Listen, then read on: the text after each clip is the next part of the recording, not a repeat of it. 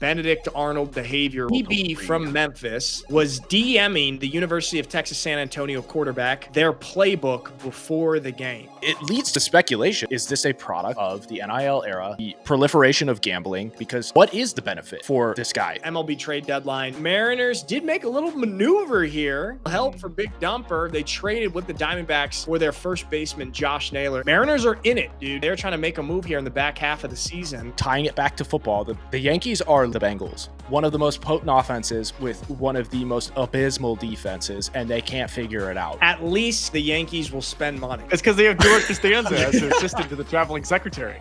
Football practice, and the boys are back. Very big news, Aaron Rodgers to the Steelers, and people are making a huge deal out of this. His first pass in team period, he was going to DK Metcalf, and it was intercepted. It's Aaron Rodgers. Like, yeah, he throws one pick, and we talked about him just recently about how he never throws interceptions. So one, that's the only interesting element of this entire thing, is that he never throws interceptions. But it's day one of camp on a new team with a new offense. Even the best of the best have these moments in camp, and it's just like, okay, get them out of the way now so that it doesn't happen come the first Sunday. This is a big nothing burger, but that does cut against us in what I'm sure we're going to talk about in the likes of Caleb Williams.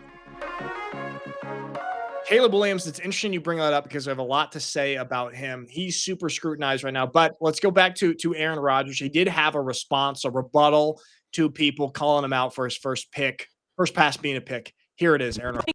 Is it any kind of omen your first throw in team periods picked off by Patrick Queen? What is that? What goes through your mind on that play? To get that out the way. Good to get it out the way. Anybody that's watched me practice over the years, you like to try certain plays at certain times. And anybody that's watched me in the games knows I've been pretty stellar at taking care of football over the years. So there's going to be picks for sure. I'm going to try to fit certain things in. You gotta deal with some sweat on the ball from time to time. So it's going to be a good challenge for me. Swung this heat every single day. I look forward to it. But I'm going to throw some picks while I'm going to kill some touchdowns too. All right. Is it any? You know what? One thing on Aaron Rodgers, man, he's cool.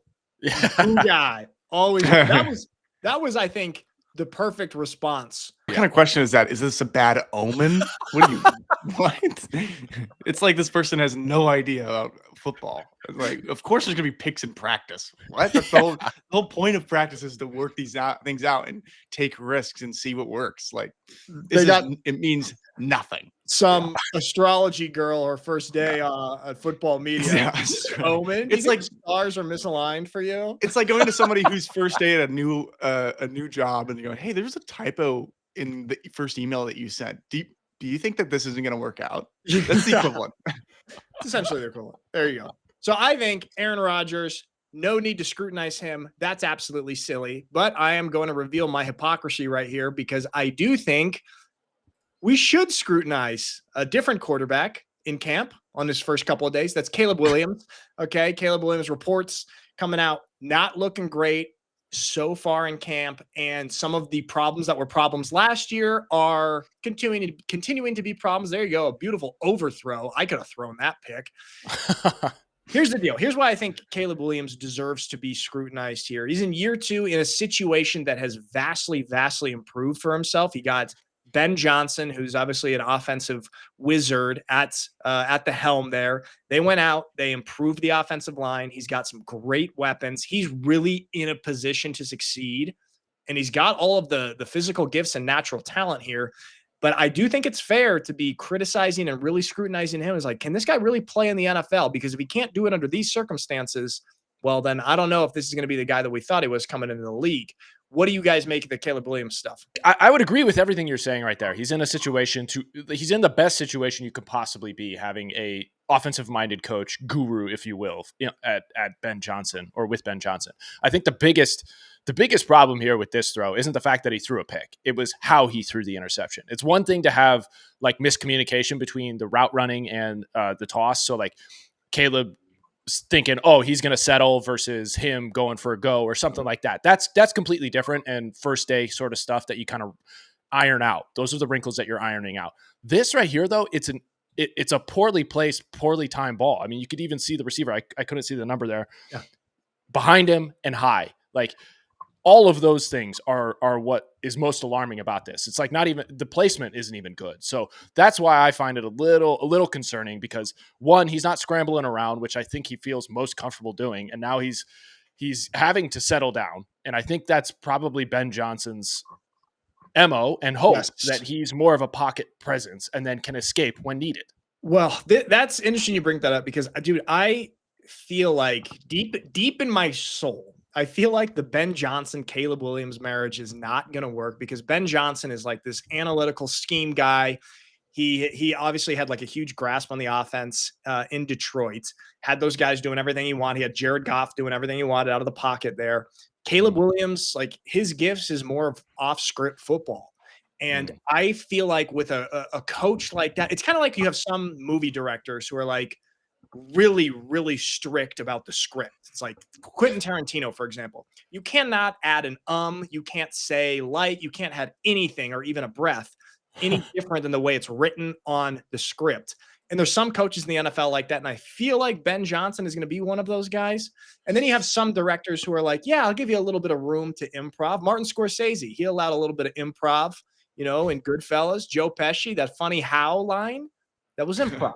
So I think that there's some coaches who would work better with Caleb Williams, or like allowing him to be off script. And I just don't think that's his strength. What do you think of that great metaphor I just pulled right there? I love the metaphor. The one thing is with Scorsese is he lost a notch or two in my book when he let De Niro act as though he were 30 years old and try and stomp on that guy during Irishman. Come on, he doesn't look 30, and he doesn't even move like he's 50. Yeah, no, I would say, I mean, Scorsese's lost a little bit of his fastball. Granted, he's like 90 years old, but Scorsese to me is a little bit of Andy Reid. Like he's got Andy Reid, he's got like his offense, but he allows Mahomes within the framework there to create a little bit and be an artist. So you get a little bit of improv there, you get a little bit of that, but then also he's operating within. So Scorsese's kind of Andy Reid to me, whereas I feel like Ben Johnson or a guy like Kyle Shanahan, that's going to be your David Fincher, who's like, do not do one syllable that's not on the script right there. Okay. Yeah. I would say the only reason I might not fully subscribe to that is because of Ben Johnson's age. He's relatively young. Fair.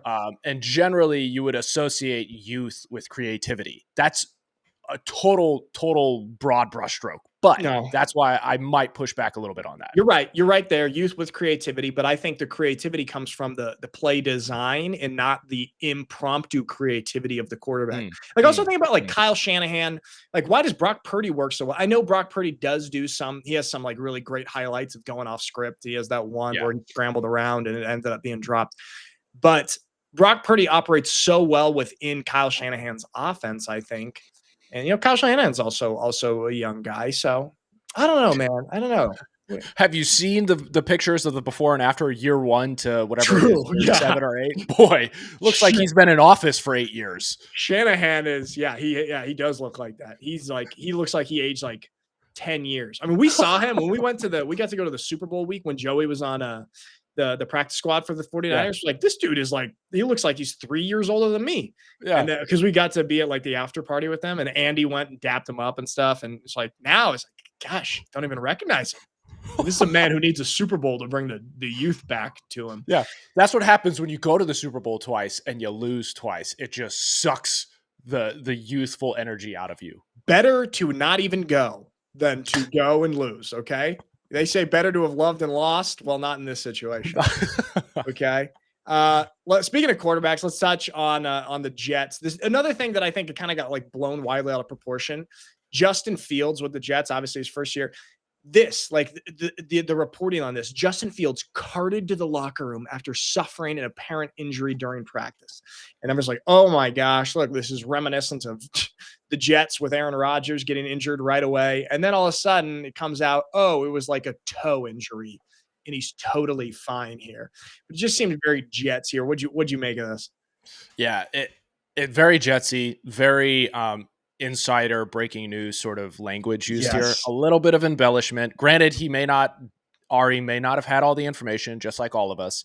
And it's there's part of it where it's like, I get the sense that a lot of people almost wanted this to be true because then it deepens the lore of the curse that the Jets are clearly under right now, and that they get this big name or this hope coming through from a name, a quarterback most specifically, and then everything falls apart even before the season kicks off, really. Yeah. So I mean, yeah, all of the news stories that are coming out of camp are going to be a little bit embellished because everybody's just so excited that next week, this is the final week of no football for the longest until February. So like everybody's just ready to go, ready to jump at the smallest of things. And this is the smallest of things. Engagement farming, as the kids say. All of them. Okay. Every report is embellished except for the Caleb Williams one, which has credibility. Okay. And we are supporting that one, and we stand by our overreactions on the Caleb Williams stuff. I really do. I'm worried about the Caleb Williams situation because you're hearing it's stuff like not getting the plays right. Like just some of these like mental things too, that you're just like, come on, man, you're in year 2. Figure it out. Okay. You got to play all of last year. You're in a way better situation. Figure it out. We've always talked about how quarterbacks, you need to have a certain level of confidence that can sometimes border on cockiness. You know, we saw Aaron Rodgers there, the way in which he approaches reporters and everything like that. But that's after 2 decades of the highest level of success you could have on the football field and at that position, which is saying a lot. There's something about the confidence level or the projection of confidence coming from a lot of rookie quarterbacks. That's just, I wish they would just take a step back, realize the situation they're in, be grateful for it, and build upon what got them there. It's like, you got to prove it first, man. You got to prove it first. It's funny. I don't get the sense that Caleb's doing that. No, Caleb's not really doing it. It's funny. The one quarterback who I feel like deserves to have a little outward confidence from that rookie class is Jaden Daniels, and he's like the most quiet, humble guy of them all. Speaking of which, we should pull this up because Cam did like his top 10 quarterbacks. This is a little bit of a pivot, not to Jaden Daniels, but to Jalen Hurts, another kind of quiet quarterback. Very, very quiet quarterback, and Mike. Come on back in, Mike. It's Cam Newton time. And he didn't put Jalen Hurts in his top 10 quarterbacks. He got a lot of flack for this. A lot of people saying, oh, you're just jealous of what Jalen Hurts has been able to accomplish in his career. And it's like, you never won a Super Bowl. Hurts has already got one.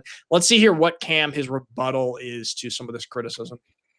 When people always say, hey, Cam, you're hating on Jalen Hurts. No, I don't need to hate on Jalen Hurts. And the common thing that we always hear of, I've heard in this past week is, Cam, you're just mad that Jalen has what you don't. And Petty Cam keeps creeping back up to the microphone, and he can say, should I go down a list of things that I have that Jalen doesn't? Not only just Jalen, a lot of other people don't have. But hear this out. And I hate that we're making a discussion point about something that he can't even speak to. Yeah. But it's so many people coming to his defense. And I respect that. But talk about the point. Don't talk about the pointer. You dig what I'm saying? I dig what you're saying. So when people, you know what? I kind of dig what you're saying too, Cam. It's not they're killing the messenger, not the message, Scott, as you said. Should we, Mike? You want to open it up here in the Cam Newton segment? What do you think? Do you think I don't know. I like the point. I think that's a fair point. You know, focus on the point, not the pointer. It's like when you're in a discussion, people will and you throw out an analogy that explains the situation, and people get stuck on the analogy. It's like, no, that's not what happened. The one thing I will say that bothers me is I don't like the speaking cadence of guys when they feel like they're making a great point and they feel like they're like being like, oh, this is going to come across great. I just don't like it when they snap into that speaking cadence. It gets like real preachy. But the staccato. You're talking about the staccato? Yeah. Okay, because you know what? I was actually kind of falling into that cadence when I was making my really good point about the movie directors. So I was kind of getting into that. I was feeling my point.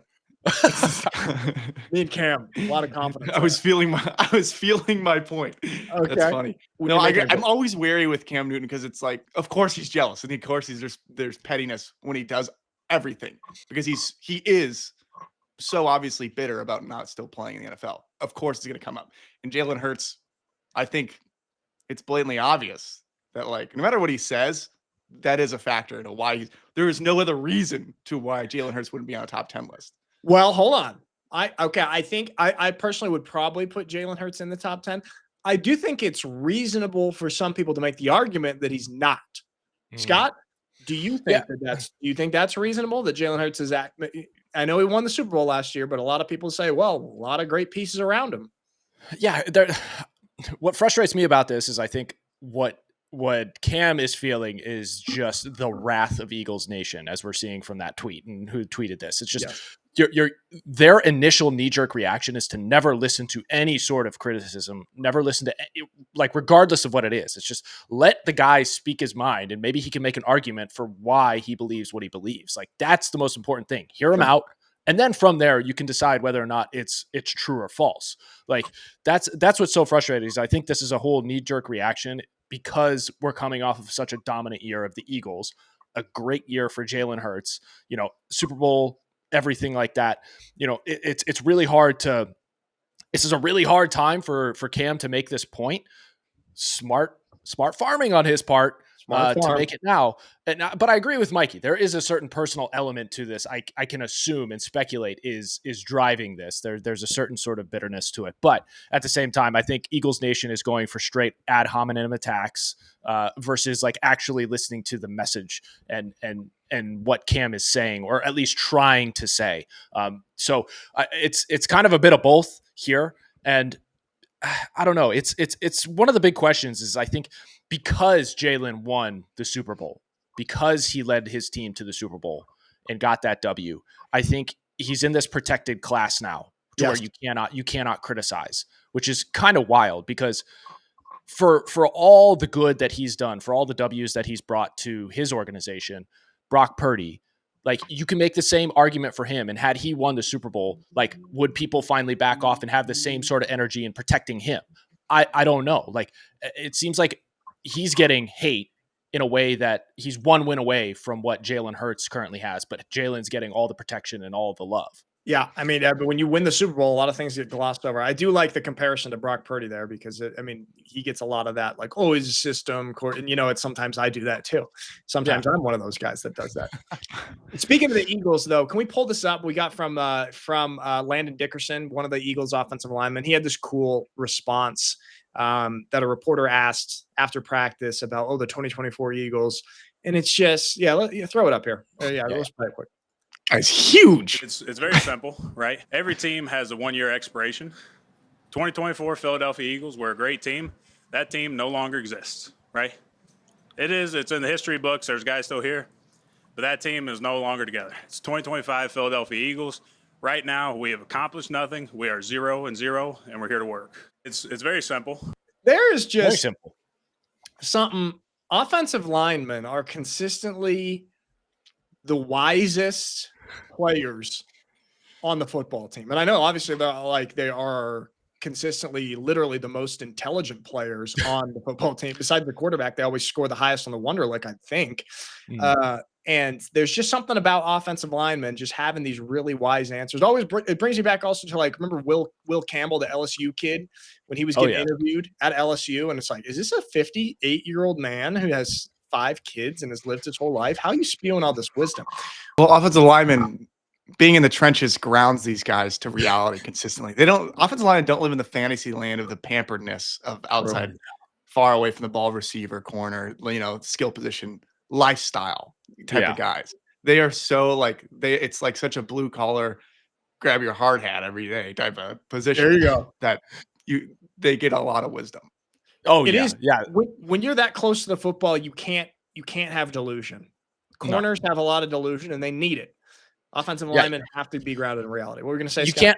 You can't live in the fantasy world of brand building and everything when you're an offensive lineman. It's like everything that you're working toward and your livelihood is based off of how you perform and how you perform in tandem with the other 4 guys on the line, offensive line. And then if it's tight end, 5 guys, so like that's all you got is that group and that brotherhood to protect the 1 or 2 guys behind you in the running back and quarterback. So like, I love the realism of, or the realistic approach to the world and to the game that offensive linemen have.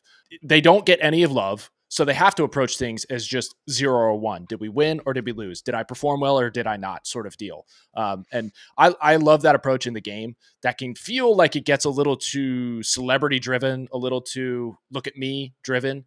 These guys bring everything back down to earth. We're 0-0. We've accomplished nothing. I like that. I do love that mentality. Okay, couple more things on NFL before we go to. We got some funny college stuff too. From behavior at guys at practice, like we said, it's very exciting that camp has started up again. So Dak out here acting wild, like he's on literally being a cowboy and rolling around a lasso there. This is a team that's been very much underperforming, and Dak, who's just also been underperforming here. Do you think that this is good energy, good vibes for practice, or is this like stupid, silly distraction? Hey, stop messing around. What do you guys think? This is the behavior of a player who a coach said to him, pulled him aside and said, "Hey, you got to bring the energy today, okay?" And puts on this performative, positive energy thing to practice to try to like during warm-ups, like is singing and dancing. And it's this whole attitude of like, got to bring the energy. And I always think it's a distraction from what actually makes you better at football, which is technique and scheme and like focusing and fine-tuning details. It's like you have to, be going hard, but I am always against this performative positive energy.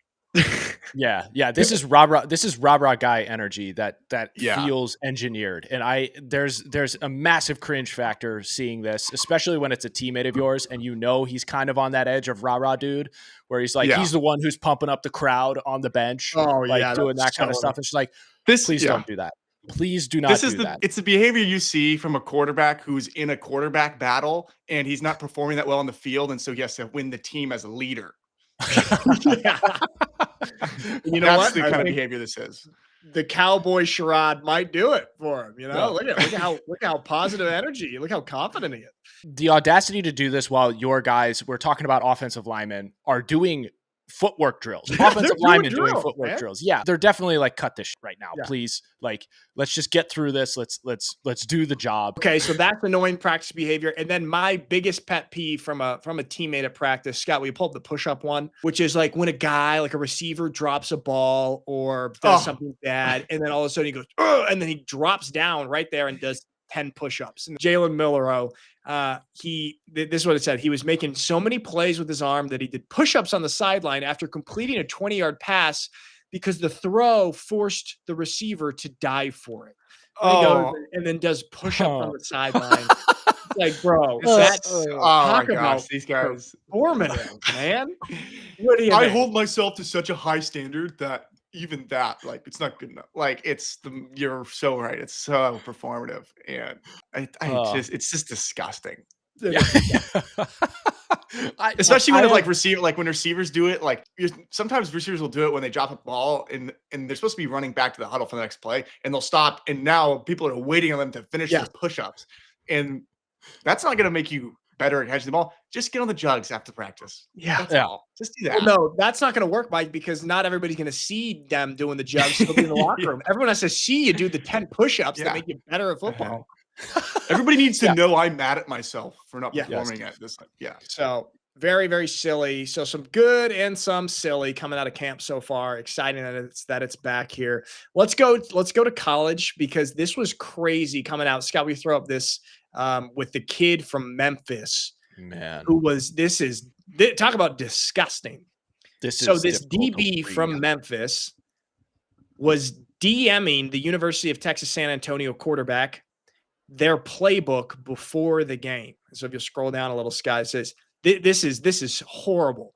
Here you go. Here's all the signals. Far left is coverages. I'll send you the better list showing you the call. They run quarters and none of the safeties can cover, by the way. And they're just revealing all of this stuff about his team. I put in here, this is absolute Benedict Arnold behavior right here. This is a guy then who now ended up, I think after like in the transfer portal, went to Purdue. And once this came out, Purdue like took him off the website. So the question is, do you guys think that this is just a I think that Purdue football has already taken him off the roster. Do you guys think that this is a product of the transfer portal era? Because this is a guy who's clearly like, I've no loyalty to this organization. I'm going to be bouncing after the season anyway. Do you think it's because of that? Immediate fireable offense. You cannot have this out in the open that you are willing to sacrifice and turncoat on your own team. any locker room, I'm not saying he shouldn't be able to play the game, but any locker room he enters now, he's going to have the steepest of uphill battles to gain the trust of his teammates and secondarily his coaches. Like, how are the coaches going to be able to trust him from here on? This is just talk about shooting yourself in the foot. This is you taking, a full shotgun to both feet and face planting. This is insane to have thought you could get away with this. And also, like, it wasn't even, it's direct, like, business to business here. It's like, you didn't even have like a go-between guy that you could probably hide behind. Like, what are you doing? Like, about screenshots, brother? In this era where, first of all, what's the upside? What do you think is the upside? Yeah, dude, the University of Texas San Antonio quarterback like thinks I'm cool now because I helped him out. Like, what is the benefit here? Yeah. And also, we always talk about how like college sports are so good for developing young people, and then you go out into the world, and like employers love guys and girls who played collegiate athletics because it developed you in all this way. And it's like, also, what's a future employer going to think of a guy like this just leaking secrets from your organization? Yeah, go ahead. Yeah, your future employer, but like, you better hope that he or she is not a sports fan, because they'll probably come up with this, Google you really quickly, and come up and ultimately it leads to the speculation as your original question posed, and I did not answer, as to like, is this a product of the NIL era, of the proliferation of gambling, of all of these things? It only leads down that road, because what is the benefit for this guy, this Memphis DB or former Memphis DB? Like, what are you gaining by giving the other quarterback or the opponent team's quarterback the playbook? Like, it's only going to hurt you because you're on the defense. What are you doing? It must have been that he was involved in some sort of gambling. Like, that's the only thing that I can think of, like, the upside for him, because there's nothing here. Then it must be just that culture of just gambling, getting bashed over the head of everybody. Like, yeah, I got some money on the game. Let me make a quick couple of bucks here. Either that, or it's the pettiest of moves, because he may have had, like, this is speculation, he may have had some bad relationship with his DB coach or his defensive coordinator, because he didn't get burned here or there, and he wanted to see them get torched. Like, that could be the other element, but otherwise, neither of those options are very good. No, whatever the motivation may be, bad look for this guy. And who knows if he's going to be on a team, because Purdue, like you said, took him off the website already. So good luck in the transfer portal, dude. And if you had aspirations for professional league football, like, not a chance, dude. Not a chance. They take character very seriously. Big time. So who knows? Maybe he can go to UTSA since he's leaking all the secrets. Yeah. Maybe they'll pick him up in the portal. Sticking with college football here, this is crazy because we've talked about this quite a bit. It's just kind of what's going on in college football. And it's UNC has apparently been speaking about, so there's rumors about them inquiring about leaving the ACC and joining the SEC. Now, what's wild about this, Scott, you said this like quite a bit, is that what we're headed towards essentially just and we're kind of already there, a 2-conference college football, or college two conferences in big time college football. It'll be like the AFC and the NFC. It's like we're already seeing so many aspects of college football go towards the same direction as the NFL. And it's all of a sudden everything is just rolling into, okay, we're just going to have 2 big conferences here. North Carolina possibly going to the SEC. And they're not the only one. Apparently also teams like maybe Clemson, also maybe Miami also. Yeah. What do you make of this? It's hard for me to say that this rumor or this report is surprising. Ultimately, the first nail in the coffin, if true, for the ACC, I think the ACC is going to dissolve as we know it today and become like the Big East basketball conference. It will become strictly a basketball school conference. I think a lot of this maybe, and this is all speculation, okay, Bill Belichick, the GOAT of NFL coaching, is now in the head coaching position here in North Carolina. Like, I wonder if this may be him putting a little pressure on the school and the university to make moves that will be, call it, easier for them to recruit SEC talent guys, so that they don't have to continue to entice or try and pull away and battle against the massive amount of SEC schools to try and get them to play in an ACC conference, which is, for all intents and purposes, a lesser conference in the sport. So I wonder if it's him pushing that Again, that's speculation, but I can't imagine it not being part of the formula here. I like that theory right there because I mean it's Bill Belichick is a guy who's like he wants to be operating at the highest level in the organization he's in. I imagine they probably ran into some sort of guys in the recruiting world was like, yeah, man, I would like to come play for Bill Belichick. That'd be awesome. But how can I not play in the SEC, man? It's so clearly one of the two big conferences. So I got to play here. And so I could imagine something like that coming into play. I did see something funny that said, yeah, this is all good, but UNC is actually not a good enough basketball school at the moment to get into the SEC after seeing how good the SEC was at basketball. Yeah, man. I mean, just think about that. If the ACC dissolves, it goes the same way as the Pac-12. That's also very, very devastating. And the ACC has like Florida State, Miami, Clemson, UNC, which is UNC is probably going to be pretty solid this year, dude. Of course, you got the Belichick effect, and also they have like a really, really favorable schedule. So they could be a team that's actually pretty solid this year.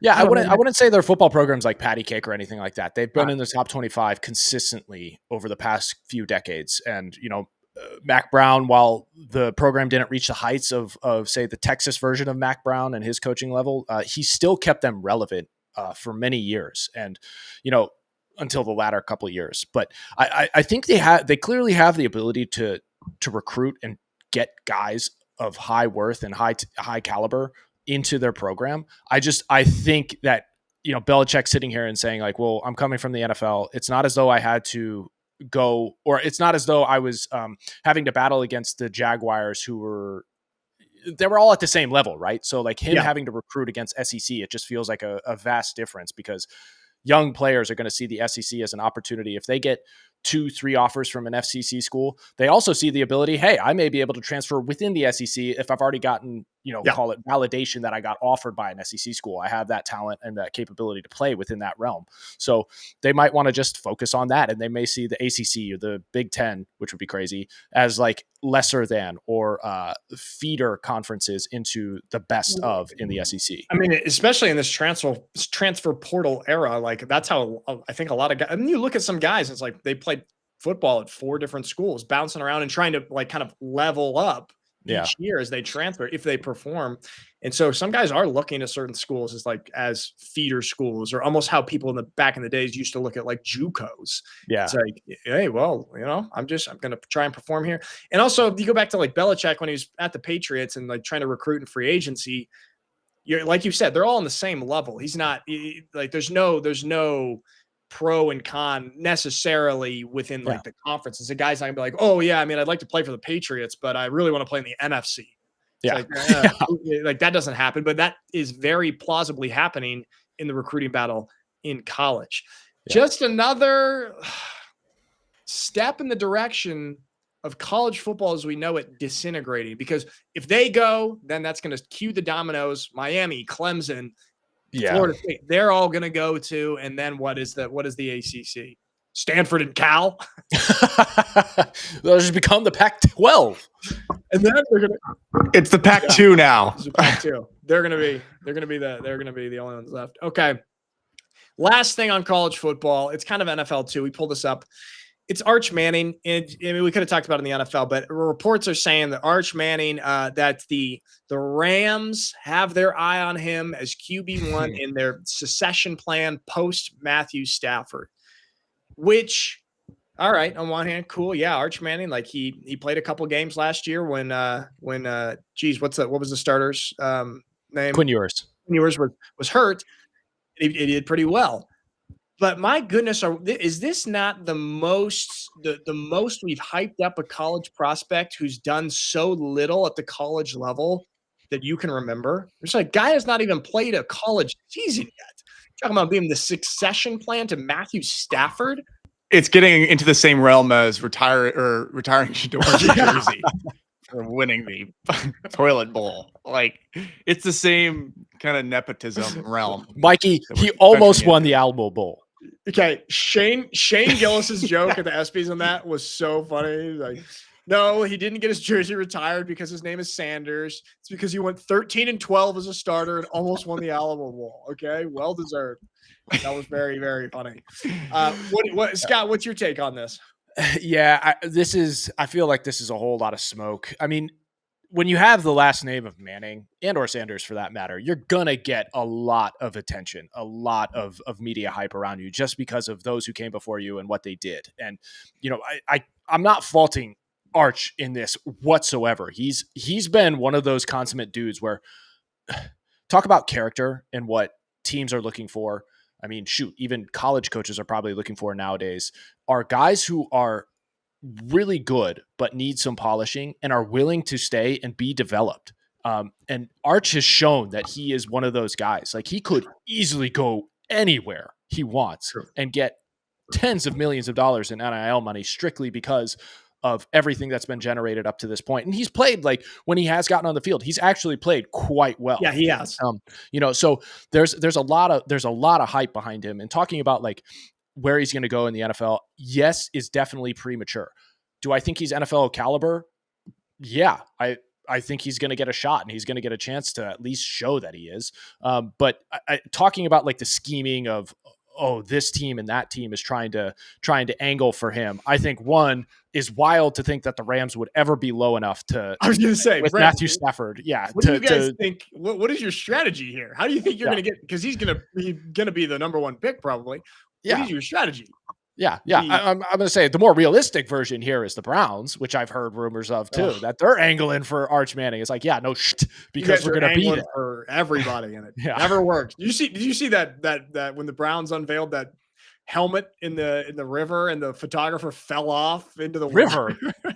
Or what is it? Lake Erie? Lake Erie, one of the Great Lakes. No, sorry. I'm going to say this. If we're not winning on the field, we have to find some way to win. And I think this was engineered in order to get clicks and the social media team and hype, everything, eyeballs on it. So that's a win in my book. You know what? Now that you say that, you know what? No, after watching the video, that guy fell in. He was shocked. He was utterly shocked to fall in. Unless he's a great actor. Zero peripheral awareness. No, that was really. All right, Brownies. There you go. I did see Shador apparently is doing pretty well in camp, dude. Yeah. I like kind of to our point earlier. It's camp.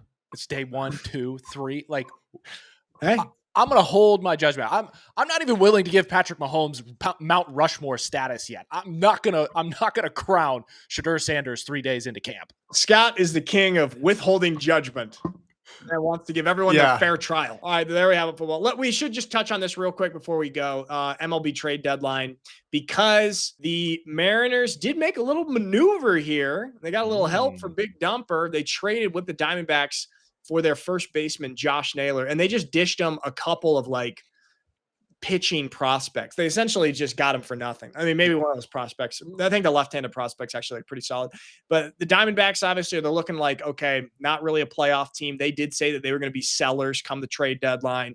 Mariners are in it, dude. They are in it, and they're trying to make a move here in the back half of the season.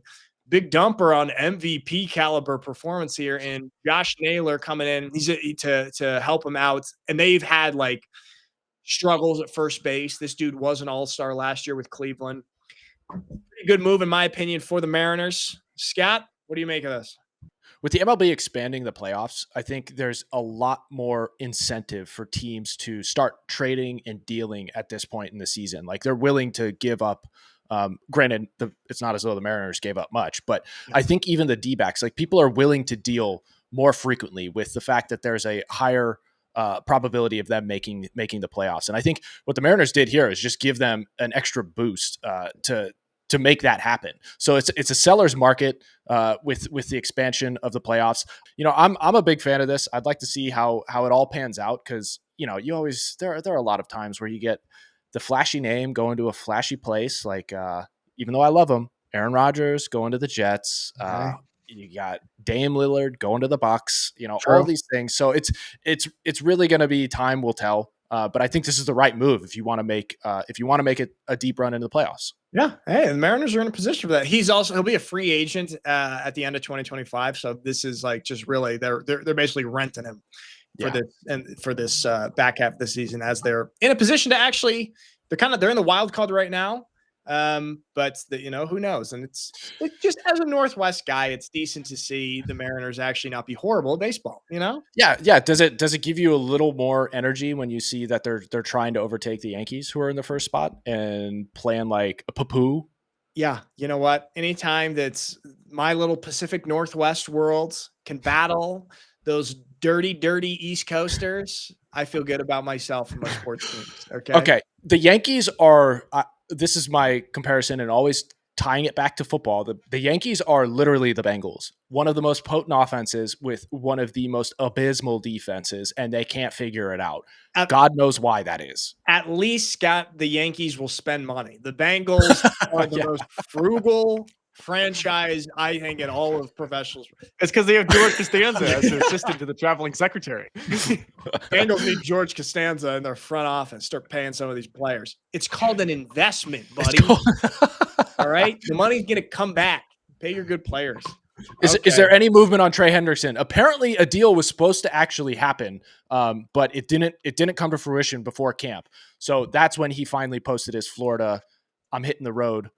Just cryptic. Yeah, cryptic Instagram. So who knows how this is all going to pan out? 8th grade girl. It's like when Morgan Wallen did Saturday Night Live, and then he posted that Insta story of his private jet. It said, "Give me back to God's country." That was pretty funny. Good cryptic posting. All right. So there we have it.